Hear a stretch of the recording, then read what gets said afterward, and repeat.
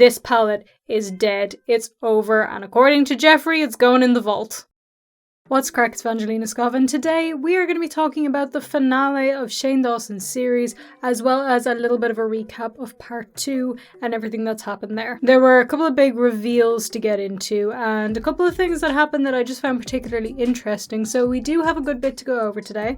I will try, though, to keep it as brief and as short and sweet as I possibly can. Before I get into the finale of the series and everything that was revealed there, I want to just quickly talk about episode 2 of Shane's series. Now, I did do a whole video on episode 1. You can check that out, link in the description if you haven't seen it already. And I planned to do a full episode on episode 2, but I just was not able to. So we're going to talk about it briefly here because I'm aware a lot of you will have already seen it, and I don't want to bore you with all the details, so I'm just going to go over the main points. I don't know when, I don't know what, but something's going to happen.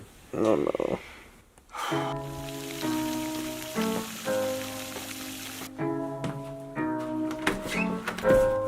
So episode 2 mostly follows Shane going to Wyoming with Ryland and Chris. There he gets to go to Jeffree Star's yak ranch and see his new house, his property, and the yaks. Now the house is much smaller than Jeffree Star's old house because Jeffree Star used to live in a literal mansion, and I've never understood why people needed to live in such big houses. Like, you just have these rooms that you have absolutely nothing to do with. Like, what? I hate wasted space. And also you have to clean that, but like, I guess if you're rich enough to have a mansion, you probably have a cleaner. But still, it's the thought that you would have to clean that bothers me. And like, you just never be able to find where you're going. You get lost in your own house. So I fully support the Jeffree Star being in a much smaller house. I don't think there's a need for the massive mansion. And Jeffree himself now thinks there's no need for the mansion either, because he's saying he's just like downsizing his whole life, which again, I can fully get into. According to Jeffree, in this episode, he says that he got rid of most of his stuff, which is something that we've seen in Shane's series before, going through Jeffree Star's closet, for example, where he had 5 million billion bags and just insane amounts of stuff, clothes, accessories, so many designer items, and he says he sold most of it just because he doesn't want stuff. And I'm here for it, but I also would love to know how much he made from selling all of that stuff. He says it's a couple of million. I don't have stuff worth $1 million, but good for you, I guess. Although despite the house itself being much smaller, the land is actually a lot bigger. It's 500 acres, which, if you don't know, is huge. But that's because this is a working farm. It's a ranch. There's animals, there's yaks, and they're free to roam about, so the land is for the farm. It's not just for him to be like, I own lots of land. Now, originally when I was watching this video and taking my little notes and being like, what am I going to talk about for this video? I actually did have a good few things that I wanted to talk about. But since episode 2 has been up for so long, I'm just going to leave it and I'm just going to tell you the very bare bones of everything, which is essentially just what I said. They go to Wyoming, they see Jeffree, they talk about Jeffree's new lifestyle, but also the main important thing that happens in this episode is that Jeffree Star reveals that he is quitting YouTube. And then, when did you want to talk about quitting YouTube? Oh? You're going there that quick? Is that real? It might be. Now, to Shane, this is a massive deal. He seems to not be able to comprehend this, and I kind of get why. Because from the offset, for most people, quitting YouTube is not a big deal. It's just not. And also, I think for Jeffree Star, from an outsider perspective, I'm not saying for Jeffree Star himself, but from me looking in, Jeffree Star quitting YouTube isn't a big deal either. But I get why Shane thinks it is. Because for Shane, his career is YouTube. That is what his career is. He is a YouTuber. He's been on this platform for so many years, and that is what he does. That's his outlet for everything. Jeffree, on the other hand, although is technically a YouTuber, that's not really what he is or what he does. To his core, at least at the moment, Jeffree Star is a businessman. He owns businesses. He owns Jeffree Star Cosmetics, and that's what most of his time goes into. And now he also owns the Rakyan. And now he also owns the Yak Ranch, which is another business. So for the most part, he's a businessman. He's also somebody who has just always done social media, whatever the big social media is. So for, you know, a long time, and still somewhat, it was YouTube. Back in the day, he was doing MySpace. All of the other social medias from like way back when, back in the dark ages. And he did music at some point as well. And now he is doing TikTok, which is just a continuation of what Jeffree Star has always done, which is just going along with whatever the big social media is. But now his main thing, his main career, and who he is and what he does is business. So I guess for Shane, if he were to quit YouTube, that would be a huge deal for him. That's his everything. But it's not Jeffree's everything. So it kind of makes sense. A lot of people weren't really surprised. Like, Jeffree's not getting the views that he was getting, although he is like getting 1 million views per video, maybe like 800,000, which is a lot. A lot. I will put hours and hours and hours into a video and get like 4,000 views. So, you know, it's a little bit hard for me to sit here and be like, yeah, like Jeffree's just not getting the numbers, because he's getting huge numbers. It's just not what he used to get. And in the finale, which we're going to talk about now, Jeffree does go into a little bit more of his reasoning for quitting and all of that. He says like he hates it. There's no joy in it anymore. Like, he just goes on and sees all this hate. People don't care about him and all of that. And I get why he would just not want to do it at that point, because people on YouTube hate him. It's true. It's true. Like, we're not going to beat around the bush here and be like, no, everybody loves Jeffree Star. Or like, oh, nobody gives two shits. It's like, no, Jeffree Star puts up a YouTube video and it's like, you know, fodder for controversy. That's just the way it is. And if he doesn't want to do that, he doesn't want to do that. I mean, he's doing the TikTok thing now, which confuses me. Like, not in the sense that it's weird that Jeffree's doing TikTok, because like I said, Jeffree Star has always done social media. Whatever the social media is, he's doing it. And at the moment, it's definitely TikTok, and I really need to get on that. I just keep forgetting about TikTok. Like, I have my account. I'll go through like a week of posting every day, and then I'll forget for a month that I have TikTok. But I would like to do it more seriously. Not seriously, but like actually remember to post on the bloody thing, because it's fun, and it is the social media to be on. But from a like career aspect, Jeffree's putting so much into TikTok. Like, he has this social media person who comes to his house. You see it in the finale. Her name was Jack. I think it was Jack. And she comes over to help with the TikToks. Like, he has a whole glam squad that comes over and gets him ready for the TikToks. And he says that he stacks content. So he records a load of things at once and then, you know, has them ready to upload. And that's a lot of effort and money and resources to go into something which I don't think makes that much money. Like, as far as I'm aware, TikTokers just barely make any money unless it's brand deals. Now, if Jeffree's coming at this from a perspective of, well, he's just using it to promote his own makeup and his own brand and all of that, and if he does make any money off it, fine, then that's cool. But if he's looking at it to make the same money as he's making on YouTube, that's just not gonna happen. So I guess it's just like to be on the social media. I mean, MySpace wouldn't have made him money, you know, Facebook, other stuff that he's been on, so he's just doing what he's doing, I guess. But I do think it's weird that he has like a whole team when he's not going to be making money, because usually if you invest into something like that, you want to make it back. But I mean, what do I know? I'm not the businessman. Why am I trying to tell Jeffree Star what to do? He's like loaded and successful and has loads of businesses, and I have a hat. This isn't even my hat.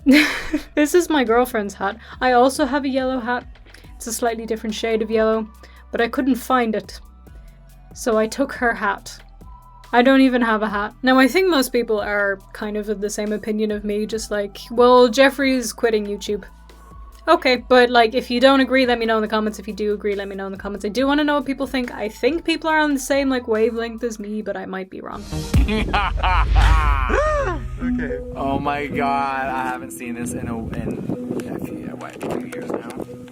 2020. Oh my god, are they all shattered? So here, oh, our lives are the palette.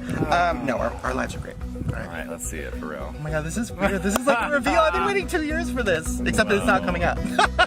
Okay, here's the Doomsday Palette. So let's get to the bit of the finale of Shane Dawson's series that you were actually here for, what you probably wanted to hear about, which is the palette. The palette that never was, the unreleased second palette of Shane Dawson and Jeffree Star. For 2 whole episodes, this godforsaken palette was being teased to us of like, we're going to show you this, although they had already showed some of the shades and things like that, so it wasn't, well, at least I thought it wasn't going to be that big of a reveal, but it actually kind of is. We will get into why. My wrist just cracked. I don't know if you heard that, but that was really loud in my ear. Anyway, we finally get to see the palette in this video. We also finally find out the name, the shade names, and what happened to the shades, because a lot happened to the shades. So before revealing this, we do get some insights into it, into Shane's process and thinking about it. Like I said, in the other episodes, we see some of the shades and how they were naming them and stuff like that. In this one, we hear Shane saying that he's like really confident in the color story of this. I need to talk about the color story later, but we just give me a minute and then we'll talk about it, okay? We will talk about the color story. He also, you know, shows a video of him playing with the makeup, talking about this one needs more payoff, and this one needs this, and this one needs that. So, you know, he was taking it seriously. These are all clips from the past, by the way, before they knew that the palette was gonna be not coming out. Why can't I speak the English language? If you think this video is confusing, you should try watching this series because it does go to the past and the future and like a little bit slightly in earlier in the day and then a bit later in the day and then back again. It's just, it confuses me. Like I said in the last video, I'm not sure if it confuses me because I'm stupid or it's just confusing. Then I thought of an idea for a name that some might think was a prediction and also me manifesting something bad. Yeah, what was our second collection gonna be called? It was called Doomsday. That's a sick word. That's kind of the darkest thing ever. It's so cool. Doomsday is such a good name. The Doomsday Palette. Whoa, it has a ring to it. It's sick. So it turns out that this palette was going to be called Doomsday. They planned this before the Panasonic and oh my god, it was going to be called Doomsday. A lot of us thought it was going to be called Cancelled. I did too. No, it was going to be called Doomsday. And we are revealed some of the shade names. We have Survival of the Thickest, World War T, which this is before everything that's happened in Europe, and the one that had me shook to my core was one called Quarantine. If they had released this, that would have been terrible. We all collectively would have ripped them to shreds for that. Especially considering they would have released it at the height of their cancellations. So, oof. Remember how mad people got at Jeffree Star for the cremated palette because it was called cremated during the Panasonic when people were like passing away and things? So this would not have gone down well. And they do cite the panorama as one of the reasons that they didn't release the palette, because that happened, and also the cancellations. So that aspect and the cancellations. But cancellations aside, there is no way in hell that they could have released that palette during all of that without changing everything. Alright, so we do get to see the palette itself. We do get to see how it turned out. Oh my god, this is weird. This is like the reveal. I've been waiting 2 years for this. Except that it's not coming up. Okay, here's the Doomsday Palette. Okay, let's see it. Whoa. And here it is, for your eyes to gaze upon, for you to see and decide what you think or if you would have bought it. And I can tell you, I'm sorry, I do not like it. As I said on Twitter, you all know I hate to be a hater. I do hate to be a hater. I don't like to just shit on things for no reason. But it's not good. I don't like it. I don't like it. This palette looks exactly like, I don't know if like you guys had these. I definitely had one, and my mum would have had one in like the early 2000s. Those tiny little box palettes that you would have gotten, and you'd open it up and they'd have the tiniest little eyeshadows. This is before we were using pressed pigments, guys. These were just crappy eyeshadows, but tiny little eyeshadows, and one of those little stick things that you used to put your eyeshadow on with. It looks exactly like that. Like, those are the colors that was in that little palette. So it is, you know, it's giving Y2K, and Y2K is very in, but it's not giving the rebrand of Y2K, which we're all going along with. It's giving actual early 2000s, which was not as trendy as everybody's making it out to be. Some of the colors are fine. Like, I think they could have been reworked to other things. I just think together it's just too much like pastel-y neon. I don't even know how to explain those colors. Like the colors of like a pack of colorful chalk. Like it looks like that with the nudes. Like some of them are fine, some of them are not fine, but they shouldn't have gone together. And that weird yellowy greeny color, I despise that color. I despise it. This is the Unreleased palette, and I had made a prediction that they were going to release this.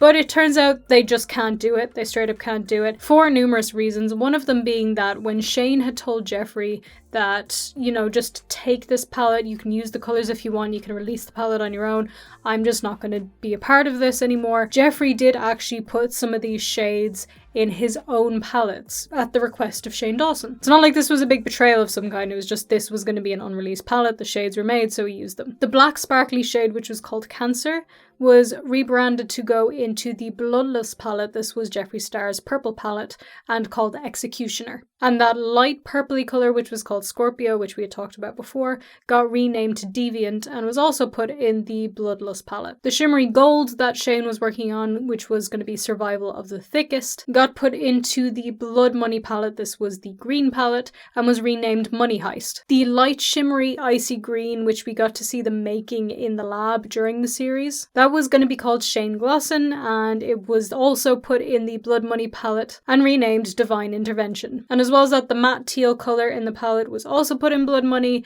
and so was that yellowy green that I hate so much. That was the one that was going to be called World War T. So a lot of them went into the Blood Money palette actually. So because they were used, and also because now they've revealed the whole palette, this palette will definitely never happen. Now, does that mean that they won't do a palette in the future? I am not convinced. I think that they may, but for the time being, this palette is dead. It's over, and according to Jeffree, it's going in the vault. Hello, it is me, directly after recording this video.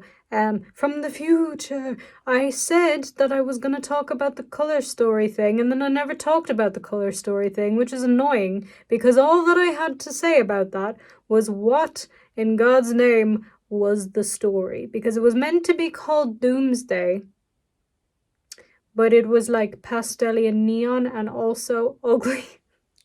So, and you may be asking why I'm not recording this on the camera, because I already unplugged everything, and I did. Goodbye, back to the video. Shane does say he regrets it a little bit that this palette didn't get to come out, and he had always had it in the back of his mind that maybe it would eventually, but now that, you know, they've reused the shades in different palettes and they've shown it on camera, not gonna happen. And he also makes a comment that putting out a palette called Doomsday is a level of toxicity that even he can't handle. And I just thought that was interesting, because it's like, well, he's known to be kind of like negative, especially about himself, but he seems like he's trying to be more positive. Either that, or I don't know, it was just like something he said. We all just say things, alright? Sometimes you say things and it doesn't mean anything deep, but I just thought that was an interesting comment from him. Anyway, do let me know what you thought about all of this, and also, did you watch the series? Did you not watch the series? Let me know all of your thoughts and opinions down below in the comments. And also, because I did not say it at the beginning of the video, I keep forgetting to do that, please don't forget to subscribe. It's just, just please, thank you. I just do it. Thanks. Genuinely, thank you. That thanks came out really angry. Like, actually, thank you if you subscribe. Also, turn on notifications. I really appreciate that too. You can also follow me on social media everywhere at VangelinaSkov. I also have a Patreon and YouTube memberships, and everything that you would need to find along with those things are down in the description below. Thank you so much for watching today's video, and I will see you in the next one. Bye!